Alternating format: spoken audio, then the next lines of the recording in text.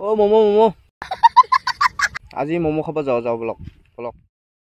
okay guys মই আৰু মই আজি বহুত মমো খাব মন যায় আছে এই বুলি কাৰণে ঘৰৰ পৰা ওলাই আহি এটা জায়গাত আমাৰ এখনিতে চবতকে ভাল জায়গাত এটা মমো পাই চাওঁ বলক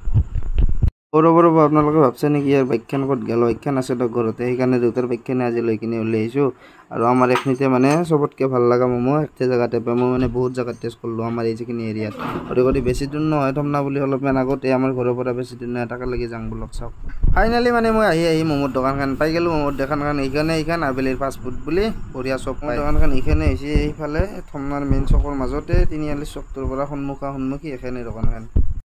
দেখাতো ইমান ডাঙৰকে বৈদ্য একো বস্তু দি সাজোৱা নাই নৰ্মেল আৰু আমাৰ এই থলুৱা বস্তু দি সাজিয়ে পৰে মানে আমাৰ গামছা আৰু নাই কিবা কিবি মিক্স কৰি কিনে অলপ ডিজাইনটো বানি থৈ দিছে ভিতৰত দি